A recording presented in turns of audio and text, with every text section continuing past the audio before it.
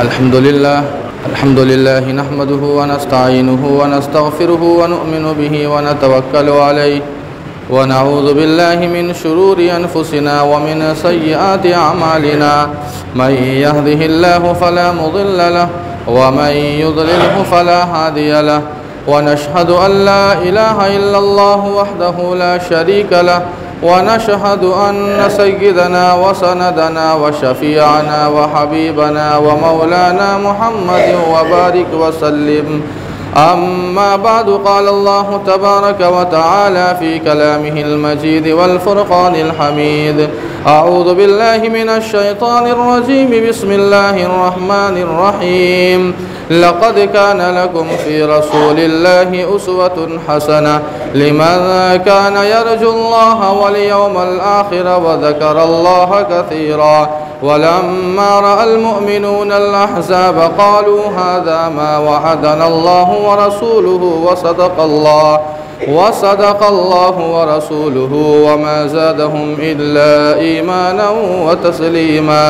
صدق الله مولانا العظيم وصدق رسوله النبي الكريم ونحن على ذلك لمن الشاهدين والشاكرين والحمد لله رب العالمين. محترم حاضرین جمعہ، عزیزان گرامی، نوجوانان اسلام اور دور و دراز سے تشریف لائے ہوئے ہمارے دینی بھائیوں، بزرگوں اور دوستوں، سیرت النبی صلی اللہ علیہ وسلم کا ایک سلسلہ چل رہا ہے اور ولادت سے نبوت تک کے حالات ہم اور آپ انشاءاللہ مکمل سنیں گے. اور آج کا یہ آخری سلسلہ ہوگا جو ولادت سے نبوت تک کا سلسلہ ہے. اس سلسلے کو انشاءاللہ ہم اور آپ آج مکمل کر لیں گے. ہم اور آپ اپنے سماج اور معاشرے میں اچھا اور برا جب کسی انسان کو کہتے ہیں، کسی کے لیے نیکی اور بدی کا جب حکم لگاتے ہیں کہ یہ نیک ہے، یہ بد ہے، یہ اچھا ہے، یہ برا ہے، ہمارا اور آپ کا یہ معیار ہے کہ جو انسان صوم و صلات کا پابند ہو، جو نمازوں کا پابند ہو، ہم اور آپ اسے اچھا سمجھتے ہیں، اسے نیک سمجھتے ہیں. نمازوں کی پابندی کرے، روزوں کی پابندی کرے، سارے اعمال کرے. ہمارے اور آپ کے یہاں اصل یہ معیار ہے کہ اسے اچھا کہا جائے اور جو انسان نہیں کرتا ہے اسے برا کہا جائے. یہی معیار ہے. لیکن اچھا اور برا ہونے کا جو اصل معیار ہے یہ صوم و صلات کی پابندی معیار نہیں ہے. اچھا اور برا کا معیار تو یہ ہے کہ جس کے معاملات اچھے ہوں. انسان اگر صبح سے شام تک ذکر و اذکار میں مشغول ہے، نمازوں کی پابندی اگر کرتا ہے لیکن اس کے معاملات اچھے نہیں ہیں، روزانہ اس کے دوار پر 10 مہاجن آ کر گالیاں دے کر چلے جاتے ہیں، صبح سے شام تک لوگوں کو ٹھگتا ہے، صبح سے شام تک دکان پر بیٹھ کر لوگوں کو بیوقوف بناتا ہے، جھوٹ بولتا ہے، اس کے لین دین اچھے نہیں ہیں، معاملات اچھے نہیں ہیں، وہ انسان کبھی بھی اچھا نہیں ہو سکتا ہے. بھلی وہ صبح سے شام تک نمازوں کی پابندی کرے، ذکر و اذکار میں مشغول رہے، لیکن جس کے معاملات ٹھیک نہیں ہیں وہ کبھی بھی اچھا انسان نہیں ہو سکتا ہے. اس لیے اگر کسی کے تعلق سے یہ پرکھنا ہو یا معلوم کرنا ہو کہ یہ انسان اچھا یا برا ہے تو اس سے لین دین کیجئے، اس سے کوئی معاملہ کیجئے اور اس کے بعد دیکھیے کہ آخر اس لین دین میں اور اس معاملے میں وہ کھرا اترتا ہے یا نہیں، وہ لین دین اور اس وعدے کو اور عہد کو پورا کرتا ہے یا نہیں. اگر لین دین اس کا اچھا نکلا تو وہ انسان اچھا ہے، لیکن اگر اس کا لین دین خراب نکل گیا، معاملات اس کے اچھے نہیں ہیں لوگوں سے، تو اس کا مطلب یہ ہے کہ وہ انسان کبھی بھی اچھا نہیں ہو سکتا ہے. اللہ کے نبی علیہ الصلاۃ والسلام کے تعلق سے ہم اور آپ بے شمار واقعات سنتے ہیں کہ اللہ کے نبی کو ابھی نبوت اور رسالت نہیں ملی تھی، لیکن اللہ کے نبی علیہ الصلاۃ والسلام پورے عرب میں امین اور صادق کے لقب سے جانے جاتے تھے. امانت داری اور صداقت آپ کے اندر کوٹ کوٹ کر بھری تھی. حضرت عبداللہ بن ابی الحمصہ رضی اللہ عنہ جو بعد میں صحابی بنے، جس وقت اللہ کے نبی نہیں بنے تھے، اللہ کے نبی علیہ الصلاۃ والسلام نے ابھی نبوت کا اعلان نہیں کیا، دونوں کا معاملہ ہوا، لین دین ہوا. راستے میں اللہ کے نبی علیہ الصلاۃ والسلام سے حضرت عبداللہ بن ابی الحمصہ سے ملاقات ہو گئی.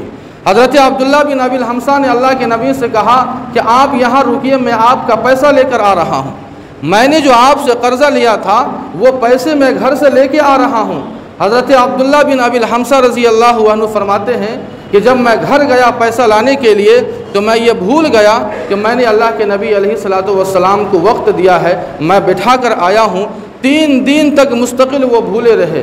اللہ کے نبی علیہ الصلوۃ والسلام نے وعدہ کر لیا کہ جب تک آپ نہیں واپس آ جاتے تب تک میں یہی رہوں گا۔ مورخین نے لکھا ہے کہ 3 دن تک اللہ کے نبی علیہ الصلوۃ والسلام اسی جگہ بیٹھے رہے، وہی کھانا کھایا، وہی پانی پیا۔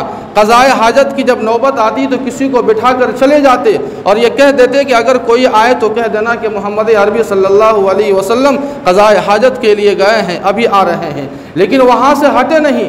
3 دن کے بعد جب حضرت عبداللہ بن ابی الحمصہ کو وعدہ یاد آتا ہے، وہ دوڑے ہوئے آتے ہیں، اللہ کے نبی علیہ الصلوۃ والسلام سے معافی مانگتے ہیں کہ اللہ کے نبی میں تو بھول گیا تھا۔ اللہ کے نبی نے کہا کہ میں تو اپنا وعدہ نہیں بھولا، مجھے میرا وعدہ یاد تھا، لیکن تم نے مجھے آج زحمت میں مبتلا کر دیا۔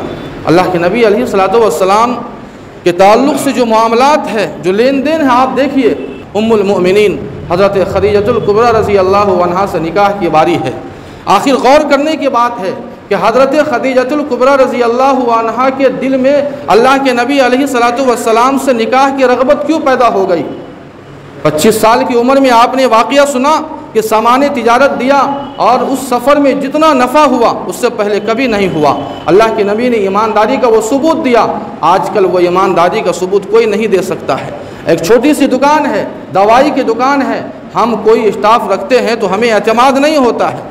10,000 کی دکان ہے، اگر ہم نے کسی نوکر کو رکھا ہے تو ہمیں اس پر اعتماد نہیں ہوتا ہے کہ اگر 10 منٹ کے لیے نماز پڑھنے آئے تو ہم پڑوس کے دکاندار کو بول جاتے ہیں۔ اعتماد نہیں ہے، بھروسہ نہیں ہے، وہ ایمانداری۔ لیکن اللہ کے نبی علیہ الصلوۃ والسلام اتنا سارا سامان ملک شام لے کر جاتے ہیں اور وہ ایمانداری کا ثبوت دیا، اور کئی دفعہ 25 سال کی عمر کا جو واقعہ ہے وہ زیادہ مشہور ہے، لیکن کئی دفعہ حضرت خدیجۃ الکبریٰ رضی اللہ عنہا کا سامان تجارت لے جاتے ہیں، اور جو واقعہ پیش آتا ہے میسرہ وہ سارا واقعہ بیان کرتا ہے۔ اس کے بعد حضرت خدیجۃ الکبریٰ رضی اللہ عنہا خود پڑھی لکھی خاتون تھی، بیوہ تھی، 2 شوہروں سے نکاح پہلے ہو چکا تھا، دونوں کا انتقال ہو گیا تھا، تجربہ کار تھی، پڑھی لکھی تھی، وہ جانتی تھی، اور اللہ کے نبی علیہ الصلوۃ والسلام کے حالات اور اوصاف کو دیکھتے ہوئے انہیں اس بات کا گمان ہونے لگا تھا کہ یہ کوئی بڑی شان والا ہے، یہ کوئی بڑی شان والا ہے۔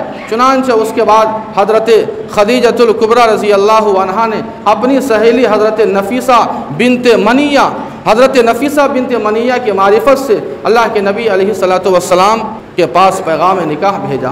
معاملے کی صفائی، لین دین کی صفائی جب اللہ کے نبی علیہ الصلوۃ والسلام کی دیکھی، اور آپ ویسے بھی امین اور صادق کے لقب سے جانے لگے، اور حضرت خدیجۃ الکبریٰ ان کی امانت اور ان کی طہارت کا پورے عرب کے اندر چرچا تھا، چنانچہ انہوں نے پیغام بھیجا۔ اللہ کے نبی علیہ الصلوۃ والسلام نے اپنے چچا سے مشورہ کیا، خواجہ ابو طالب سے کہا، حضرت حمزہ سے کہا، اور ساری بات بتائی نکاح کے تعلق سے، جبکہ حضرت خدیجۃ الکبریٰ رضی اللہ عنہا سے نکاح کرنے کے لیے مکہ کے بڑے بڑے شرفاء، بڑے بڑے رؤساء نے پیغام بھیجا تھا، لیکن اللہ کے نبی علیہ الصلوۃ والسلام کے پاس جب یہ پیغام آتا ہے، حضرت خدیجۃ الکبریٰ نے خود بھیجا اپنی سہیلی کے معرفت سے، چچاؤں کے مشورے سے، جب سارے خاندان کے لوگ اس بات پر راضی ہو جاتے ہیں، اس رشتے پر راضی ہو جاتے ہیں، اس کے بعد رشتہ طے ہوتا ہے، وقت متعین ہوتا ہے، اور اس کے بعد حضرت حمزہ خواجہ ابو طالب جو آپ کے چچا ہے، چونکہ والد کا پہلے انتقال ہو چکا تھا، حضرت خدیجۃ الکبریٰ رضی اللہ عنہا کے والد کا بھی، خویلد کا بھی انتقال ہو چکا تھا، عمرو بن اسد جو آپ کے چچا ہے حضرت خدیجۃ الکبریٰ کے، وہ زندہ تھے، سارے لوگ ملتے ہیں، اس کے بعد اللہ کے نبی علیہ الصلوۃ والسلام کا نکاح ہوتا ہے، آپ کا پہلا نکاح ہے، اور حضرت خدیجۃ الکبریٰ رضی اللہ عنہا کا تیسرا نکاح ہے۔ غور کرنے کی بات ہے، حضرت خدیجہ کی عمر 40 سال ہے، اور اللہ کے نبی علیہ الصلوۃ والسلام کی عمر صرف 25 سال ہے، 2 شادیاں ہو چکی تھی، پہلی شادی اللہ کے نبی کی ہے۔ غور کرنے کی بات یہ ہے کہ آج کا کوئی بھی نوجوان ہرگز ایسے رشتوں پر راضی نہیں ہو سکتا ہے، لیکن اللہ کے نبی علیہ الصلوۃ والسلام کو خواہشات کی تکمیل مقصد نہیں تھا، اللہ کے ایک فریضے کو نبھانا تھا، جو ایک شادی اور بیاہ کا فریضہ ہے اللہ کے نبی کو نبھانا تھا اور وہ نبھایا۔ خواجہ ابو طالب نے نکاح پڑھایا، خواجہ ابو طالب نے نکاح پڑھایا، اور نکاح کے درمیان جو اللہ کے نبی علیہ الصلوۃ والسلام کے تعلق سے جو الفاظ کہے ہیں، سب سے پہلے تو اپنے خاندان کی تعریف کی، اور تعریف کرنے کے بعد خواجہ ابو طالب نے اپنے بھتیجے محمد عربی صلی اللہ علیہ وسلم کے تعلق سے جو جملے بولے ہیں ہو بہو جو انہوں نے کہا تھا، خواجہ ابو طالب نے کہا اما بعد فإن محمدا ممن لا يوازن به فتى من قریش الا رجح به شرفا ونبلا وعقلا وفضلا وإن كان في المال قل فإنه ذل زائل وعارية مسترجعة وله رغبة في خدیجة خویلد ولها فيه مثل ذلك۔ یہ الفاظ ہے اللہ کے نبی کے تعلق سے۔ خواجہ ابو طالب نے خطبہ نکاح میں یہ کہا کہ حمد و صلات کے بعد جان لینا چاہیے کہ محمد وہ نوجوان ہے کہ جس کا کوئی بھی قریش کا نوجوان مقابلہ نہیں کر سکتا ہے۔ الا رجح به شرفا ونبلا وعقلا وفضلا، اس لیے کہ اللہ تعالیٰ نے شرافت میں، اسی طرح عقل میں، اسی طرح دینداری میں، ایمانداری میں جو فوقیت دی ہے تمام نوجوانوں پر، وہ کوئی بھی نوجوان مقابلہ نہیں کر سکتا۔ وَإِنْ كَانَ فِي الْمَالِ قَلُّ، اگرچہ ان کے پاس یعنی محمد عربی صلی اللہ علیہ وسلم کے پاس پیسے نہیں ہے، دولت نہیں ہے، فَإِنَّهُ ذِلٌّ زَائِلٌ، لیکن پیسہ اور روپیہ تو ایک ختم ہونے والا سایہ ہے۔ جب تک دھوپ ہے تب تک سایہ ہے، دھوپ نہیں سایہ نہیں۔ وَعَارِيَةٌ مُسْتَرْجِعَةٌ، اور یہ ایسا ادھار ہے جس کو لوٹانا پڑتا ہے۔ یہ پیسہ آپ کے پاس آج ہے، کل اس کے پاس ہے، کل اس کے پاس ہے، یہ پیسے کی حقیقت ہے۔ اس کے بعد فرمایا وَلَهُ فِي خَدِیجَةَ بِنْتِ خُوَیلِدَ رَغْبَةٌ وَلَهَا فِیهِ مِثْلُ ذَلِكَ، کہ دونوں کو ایک دوسرے سے کے نکاح میں رغبت ہے۔ چنانچہ یہ ساری باتیں خواجہ ابو طالب نے اللہ کے نبی علیہ الصلوۃ والسلام کے تعلق سے بتائی۔ نکاح ہوتا ہے، دین مہر کے تعلق سے دو قول آتے ہیں، ایک تو 20 اونٹنیاں مقرر ہے، یا دوسرا قول ہے کہ 500 درہم۔ اللہ کے نبی علیہ الصلوۃ والسلام کا نکاح ہو جاتا ہے، 25 سال کی عمر ہے، لیکن ایک فریضہ تھا، زندگی کا فریضہ تھا جسے نبھانا تھا، اللہ کے نبی نے نبھایا، اور ایک جو میاں بیوی کے درمیان جو سلوک ہے اس کو ادا کیا، جو حقوق ہے اسے ادا کیا۔ اللہ کے نبی علیہ الصلوۃ والسلام اللہ کی عبادت میں لگ گئے۔ اللہ کے نبی کی امانت اور صداقت تو پورے عرب میں مشہور تھی۔ جب 35 سال کی عمر ہوتی ہے تو ایک واقعہ پیش آتا ہے، لیکن اللہ کے نبی نے کتنی حکمت عملی سے اسے دور کیا۔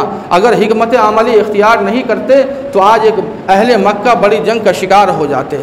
خانہ کعبہ جو ہم اور آپ دیکھتے ہیں، ابتدائے عالم سے اب تک 5 دفعہ خانہ کعبہ کی تعمیر ہوئی ہے، 5 دفعہ۔ سب سے پہلے حضرت آدم علیہ الصلوۃ والسلام کے زمانے میں، دوسری بار حضرت ابراہیم اور حضرت اسماعیل علیہ الصلوۃ والسلام نے تعمیر فرمائی تھی، اور تیسری بار جب اللہ کے نبی کی 35 سال کی عمر ہے، اور چوتھی بار حضرت عبداللہ بن زبیر، اور 5ویں جو اس وقت کا خانہ کعبہ ہے اس کو حجاج بن یوسف نے تعمیر کیا تھا۔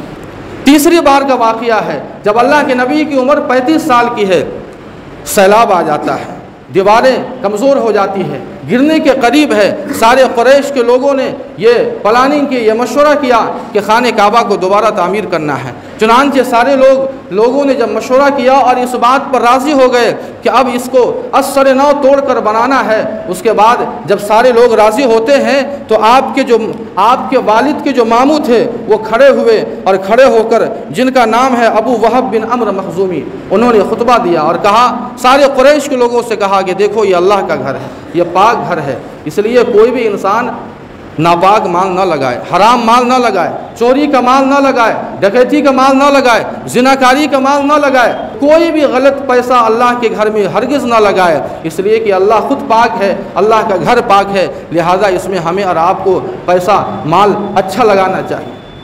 اسی لیے آپ نے دیکھا ہوگا کئی دفعہ کچھ لوگوں کے بارے میں ہم اور آپ یہ سوچتے ہیں کہ بڑا پیسہ والا ہے، لیکن جب مسجد کے تعلق سے آپ جائیں گے تو آپ کو 50 روپیہ نکال کر دے گا۔ اس کا مطلب یہ ہے کہ حلال پیسہ اتنا ہی اس کے پاس ہے۔ ہم اور آپ یہ کیوں سوچتے ہیں کہ اس کے پاس اتنے پیسے ہیں، لیکن جب چندے کی باری آتی تو 50 روپیہ دے رہا ہے۔ اس کا مطلب یہ کہ اللہ ہرگز قبول نہیں کرتے ہیں، بھلے ان کے پاس لاکھوں ہوں، لیکن آخر دیکھنا تو یہ بھی ہے کہ آخر کیسا مال ہے، حرام کا ہے کہ حلال ہے۔ اللہ تعالیٰ کبھی بھی حرام مال کو ہرگز قبول نہیں کرتے۔ انہوں نے اعلان کر دیا، اور اعلان کرنے کے بعد سارے لوگ اس بات پر راضی ہو گئے کہ اللہ کے گھر کو اثر نو بنانا ہے۔ اب مسئلہ یہ تھا کہ اللہ کے گھر کو گرانا بھی تو ہے، خانہ کعبہ کو گرائیں گے، اور اس زمانے میں کوئی جیسے بھی نہیں تھا۔ آج کے زمانے میں لوگ جب کوئی گھر توڑتے ہیں تو ہاتھوں سے توڑتے ہیں، پھاوڑوں سے توڑا جاتا ہے۔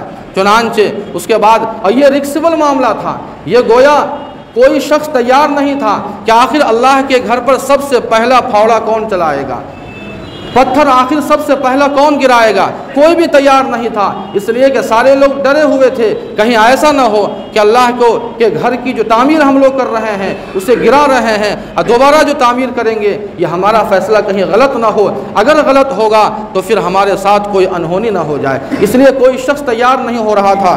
آخر میں ولید بن مغیرہ نامی ایک شخص کھڑے ہوتے ہیں اور انہوں نے کہا کہ میں پہلا پھاوڑا چلاؤں گا، پہلی اینٹ میں گراؤں گا۔ چنانچہ انہوں نے گرایا، گرانے کے بعد لوگوں نے چھوڑ دیا، رات بھر چھوڑ دیا۔ وہ اس لیے چھوڑ دیا کہ اگر اللہ کے گھر کی تعمیر کا جو ہم نے ارادہ کیا ہے، اگر یہ فیصلہ ہمارا صحیح ہوگا تو اس شخص کے اوپر یعنی ولید بن مغیرہ پر کوئی اللہ کا عذاب نازل نہیں ہوگا، اس لیے کہ اس نے سب سے پہلا پھاوڑا چلایا ہے، سب سے پہلی اینٹ اس نے گرائی ہے۔ رات گزر جاتی ہے، کوئی حادثہ پیش نہیں آتا ہے۔ اس کے بعد لوگوں کو یقین ہو گیا کہ ہمارا جو فیصلہ تھا اللہ کے گھر کو گرا کر دوبارہ تعمیر کرنے کا وہ بالکل صحیح تھا۔ انہوں نے دعا کی، اللہم لا نرید الا الخیر، کہ اللہ ہم تو بھلائی چاہتے ہیں۔ اس کے بعد سارے لوگوں نے مل کر خانہ کعبہ کو گرایا، اور اس کے بعد دوبارہ اس کی تعمیر ہوتی ہے، اور حصہ ہر ایک قبیلے کے لیے حصہ منتخب ہو جاتا ہے کہ یہ فلاں حصہ فلاں قبیلے کے لوگ بنائیں گے، اس کا جو خرچ ہوگا دیں گے۔ اس طرح سے خانہ کعبہ کی تعمیر مکمل ہو جاتی ہے۔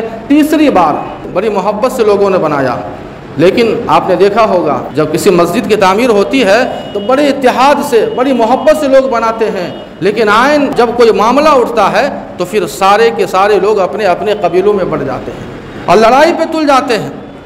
اس زمانے میں بھی ایسا ہوا، سارے لوگوں نے بڑی محبت سے بنایا، بڑے اتحاد اور اتفاق سے بنایا، لیکن جب حجر اسود کو رکھنے کی باری آئی تو اختلاف ہو گیا، سارے قبیلوں کے درمیان اختلاف ہو گیا، اور ہر قبیلہ یہ کہے کہ میں رکھوں گا، اس لیے کہ شرف کی بات تھی، عزت کی بات تھی، شرف اور عزت کی بات تھی۔ سارے لوگوں نے یہ طے کر لیا کہ ہم رکھیں گے تو ہم رکھیں گے۔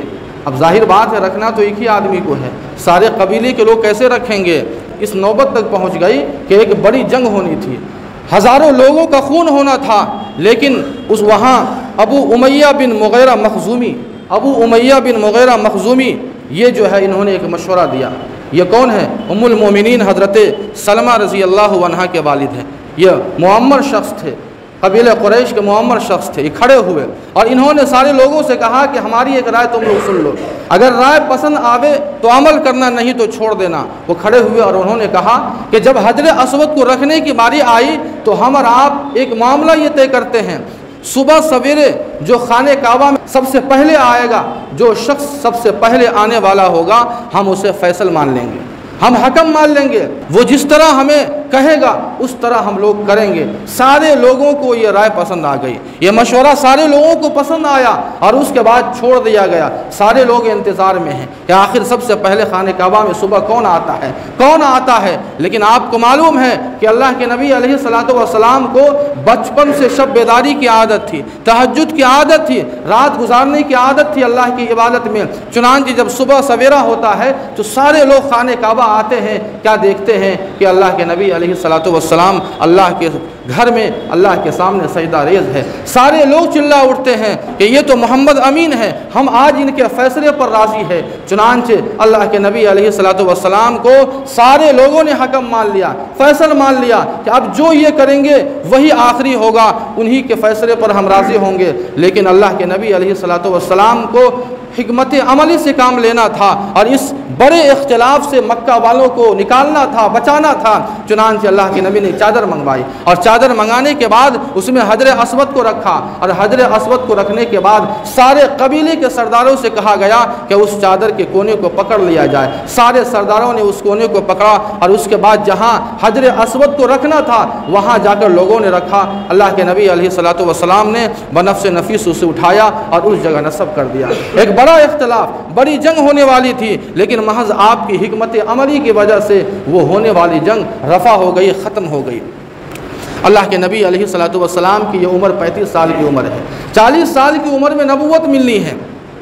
جو نبوت کا زمانہ قریب ہو رہا ہے، اللہ کے نبی علیہ الصلوۃ والسلام اس غار حرا میں جہاں پر سب سے پہلی وحی آئی تھی، خانہ کعبہ سے متصل وہ غار حرا ہے، اللہ کی عبادت میں مشغول ہو جایا کرتے۔ اور جو زمانہ قریب ہو رہا تھا، نبوت ملنے کا زمانہ جب قریب ہو رہا تھا، تو اللہ کے نبی علیہ الصلوۃ والسلام کرتے یہ کہ گھر سے بہت سارا کھانا بنوا لیتے اور بنوانے کے بعد اسی غار حرا میں جا کر وہیں قیام کرتے اور وہیں اللہ کی عبادت میں مشغول رہتے جب تک وہ کھانا ختم نہیں ہوتا۔ 2 دن 3 دن 4 دن جب کھانا ختم ہو جاتا دوبارہ آتے اور پھر کھانا منگوا کے وہاں اللہ کی عبادت میں مشغول ہو جاتے۔ ایک بے چینی تھی، ایک دل میں طلب تھی، گویا کسی کے آنے کا انتظار تھا، کسی کے آنے کا انتظار تھا۔ انبیاء اور رسول جو ہوتے ہیں، نبوت ملنے اور رسالت ملنے سے پہلے نبی اور رسول نہیں ہوتا، لیکن دنیا کا ولی کامل ضرور ہوتا ہے، وہ صدیق ضرور ہوتا ہے، وہ نبی اور رسول گرچہ نہیں ہوتا ہے لیکن اپنے وقت کا ولی کامل ضرور ہوتا ہے۔ اللہ تعالیٰ کی عبادت میں مشغول تھے، دن بدن گویا وحی کا اور نبی بننے کا جو زمانہ تھا وہ قریب آتا جا رہا تھا، وہ ہفتوں اللہ تعالیٰ کی عبادت میں مشغول رہتے۔ 40 سال کی عمر ہوتی ہے، 40 سال کی عمر ہے، 6 اگست 610 عیسوی ہے، 17 رمضان المبارک، یہ تاریخ ہے۔ حسب معمول اللہ کے نبی علیہ الصلوۃ والسلام اللہ کی عبادت میں مشغول ہے، غار حرا میں مشغول ہے۔ ایک فرشتہ نمودار ہوتا ہے، سلام کرتا ہے، سلام کرنے کے بعد اللہ کے نبی سے کہتا ہے اقرا، پڑھیے۔ اللہ کے نبی نے کبھی کسی انسان سے تعلیم حاصل نہیں کی، کسی انسان سے تعلیم حاصل نہیں کی، جو کچھ سیکھا اللہ نے سکھایا۔ انبیاء اور رسولوں کے جو معلم ہوتے ہیں وہ اللہ ہوتے ہیں، ان کے استاذ اللہ ہوتے ہیں، اللہ انہیں سکھاتے ہیں۔ اللہ کے نبی نے کبھی کسی انسان سے تعلیم حاصل نہیں کی تھی، پہلی مرتبہ ایک انسانی شکل میں فرشتہ نمودار ہوتا ہے اور وہ کہہ رہا ہے کہ اقرا، پڑھیے۔ آخر کیسے پڑھ سکتے تھے؟ اللہ کے نبی نے کہا کہ ما انا بقاری، میں پڑھا لکھا نہیں ہوں۔ کئی دفعہ اللہ کے نبی کو دبایا اور اس شدت سے دبایا کہ اللہ کے نبی کو بڑی تکلیف ہوئی۔ تیسری بار جب اللہ کے نبی کو حضرت جبرائیل علیہ الصلوۃ والسلام جو سید الملائکہ ہے جب دبایا تو اللہ کے نبی علیہ الصلوۃ والسلام کی زبان سے وہ آیتیں نکلنے لگتی ہے جو سورہ اقرا کی آیت ہے، اقرا بسم ربک الذی خلق خلق الانسان من علق۔ یہ 5 آیتیں سب سے پہلی مرتبہ آپ کے اوپر نازل ہوتی ہے۔ اللہ کے نبی علیہ الصلوۃ والسلام کے اوپر یہ سب سے پہلی وحی تھی۔ بڑی پریشانی ہوئی، پریشان تھے، پسینہ پسینہ ہو گئے، وہاں سے ہانپتے کانپتے گھر آتے ہیں۔ گھر آنے کے بعد چونکہ بدن میں ٹھنڈک محسوس ہو رہی تھی، حضرت خدیجۃ الکبریٰ رضی اللہ عنہا سے کہتے ہیں کہ زملونی، مجھے چادر اڑا دو اس لیے کہ مجھے ٹھنڈک لگ رہی ہے۔ حضرت خدیجۃ الکبریٰ رضی اللہ عنہا نے تسلی کے الفاظ کہے جو ایک بیوی کا فریضہ ہوتا ہے کہ آخر پریشانی کے عالم میں اپنے شوہر کو کس طرح حوصلہ دے، ہمت دے، یہ ایک بیوی کی ذمہ داری ہوتی ہے۔ حضرت خدیجۃ الکبریٰ رضی اللہ عنہا نے حوصلہ دیا، تسلی دی اور کہا کہ اللہ کے نبی آپ کے ساتھ کوئی نقصان نہیں ہو سکتا ہے، اللہ آپ کے ساتھ کوئی شر کا معاملہ نہیں کر سکتا ہے، آپ بالکل نہ گھبرائیے، آپ تو غریبوں کی مدد کرتے ہیں، آپ غریبوں کو مدد کرتے ہیں، رشتہ داروں کی رشتہ داری کو نبھاتے ہیں۔ آپ کے جو اوصاف حمیدہ تھے وہ بیان کیا۔ جب کچھ تسلی ہوتی ہے تو ورقہ بن نوفل کا نام آپ نے اس سے پہلے بھی سنا تھا، جو بڑے عالم تھے، جو عیسائی مذہب کے بڑے عالم تھے، آسمانی کتابوں کو پڑھ رکھا تھا اور آخری نبی ہونے کی بشارتیں بھی انہوں نے پڑھی تھی۔ حضرت خدیجۃ الکبریٰ رضی اللہ عنہا اللہ کے نبی علیہ الصلوۃ والسلام کو ورقہ بن نوفل کے پاس لے جاتی ہیں۔ ورقہ بن نوفل کون ہے؟ حضرت خدیجہ کے چچیرے بھائی ہیں جو بڑے عالم ہیں، ان کے پاس لے جاتی ہے اور اس کے بعد وہ کہتی ہے کہ بھائی جان اپنے بھتیجے سے پوچھئے کہ آخر آج معاملہ کیا پیش آیا۔ چنانچہ سارا معاملہ اللہ کے نبی علیہ الصلوۃ والسلام نے بیان کیا اور کہا کہ خدیجہ یقین جان لو، خوشخبری ہو تمہیں، یہ وہی ناموس ہے، یہ وہی فرشتہ ہے جو موسیٰ اور عیسیٰ پر آیا کرتا تھا، جو ابراہیم اور اسماعیل پر آیا کرتا تھا، وہی فرشتہ آج اس کے اوپر بھی آیا ہے، اللہ کا پیغام لے کر آیا ہے، آج سے یہ نبی بن چکا ہے۔ خوشخبری دی اور بشارت دی۔ اللہ کے نبی علیہ الصلوۃ والسلام آج سے نبی اور رسول بن چکے تھے، لیکن ورقہ بن نوفل نے کیا کہا؟ اللہ کے نبی علیہ الصلوۃ والسلام سے یہ کہا کہ اے بھتیجے، کاش کہ میں اس زمانے میں رہوں، تانا اور توانا رہوں، مضبوط اور طاقت رہوں، جب تمہاری قوم تمہیں تمہارے گھر سے، تمہارے شہر سے نکال دے گی۔ اللہ کے نبی کو بڑا تعجب ہوا کہ میرے خاندان کے لوگ، میرے گھر کے لوگ، مکہ والے مجھے نکالیں گے؟ کہا ضرور نکالیں گے، اور ہر نبی اور رسول کے ساتھ یہی ہوا ہے کہ ان کی قوم نے انہیں نکالا، مارا، پیٹا، ستایا، یہ ہر نبی اور رسول کے ساتھ ہوا ہے، تمہارے ساتھ بھی ہوگا۔ اور کاش کہ میں اگر اس وقت زندہ رہوں، میں توانا رہوں، مضبوط رہوں، تو میں پرزور انداز میں تمہاری مدد کروں گا، تمہاری حمایت کروں گا۔ اور میں تمہارے ہاتھ پر ایمان لاؤں گا۔ لیکن افسوس کہ چند ہی دنوں کے بعد ورقہ بن نوفل کا انتقال ہو جاتا ہے۔ اللہ کے نبی علیہ الصلوۃ والسلام آج نبی بن چکے ہیں، رسول بن چکے ہیں۔ حضرت خدیجہ الکبریٰ رضی اللہ عنہا سارا واقعہ بیان کرتی ہے۔ جب تسلی ہوتی ہے دل کو، اللہ کے نبی علیہ الصلوۃ والسلام حضرت خدیجہ دونوں گھر آتے ہیں، اور اس کے بعد نبوت کا جو اصل مشن تھا اس کے بعد اللہ کے نبی کو حکم ہوتا ہے اور شروع کر دیتے ہیں۔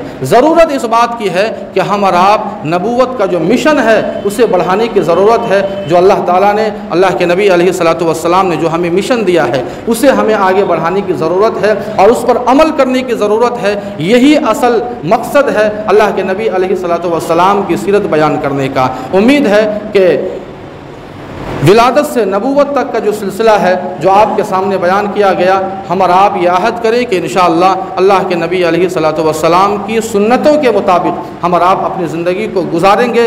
جو بھی اب تک ہماری زندگیوں میں گناہ ہوئے یا ہو رہے ہیں، ہم اسے چھوڑ کر اچھے طریقے پر اور سنت کے طریقے پر ہم اور آپ اپنی زندگی، بقیہ زندگی گزاریں گے۔ اس لیے کہ زندگی کا کوئی بھروسہ نہیں، آنے کا تو وقت متعین ہے لیکن جانے کا کوئی وقت متعین نہیں ہے۔ ایک انسان سے آپ پوچھیں گے کتنی عمر ہو گئی تو آپ کو ضرور بتائے گا کہ میں 40 سال کا ہو گیا، 50 سال کا ہو گیا، لیکن آپ ان سے یہ پوچھ لیجئے کتنا باقی ہے، کوئی نہیں بتا سکتا ہے۔ اس لیے ہمیں اور آپ کو تیار رہنے کی ضرورت ہے اور اس کے لیے تیاری کرنے کی بھی ضرورت ہے۔ جو اللہ تعالیٰ نے قرآن پاک کے اندر یا اللہ کے رسول علیہ الصلوۃ والسلام نے جو ہمیں احکام بتائے ہیں ان احکامات پر چلنے کی ضرورت ہے۔ آج دنیا ہے، کل ختم ہو جائے گی۔ جو مال اور دولت، جو مکان، جو بلڈنگ جو ہم دیکھ رہے ہیں آج ہمارے پاس ہے، ہمارے جانے کے بعد ہماری اولادیں لے لیں گی، پھر ہمیں کچھ بھی کام نہیں آئے گا۔ اس حقیقت کو سمجھنے کی ضرورت ہے اور جتنا ہو سکے اپنی زندگی کو سنت کے طریقے پر اور قرآنی طریقے پر ہمیں لانے کی ضرورت ہے اور اسے بدلنے کی ضرورت ہے۔ اللہ پاک سے دعا ہے کہ اللہ پاک ہم سبوں کو اللہ کے نبی علیہ الصلوۃ والسلام کی سنتوں کے مطابق عمل کرنے کی توفیق عطا فرمائے۔ وآخر دعوانا ان الحمد للہ رب العالمین۔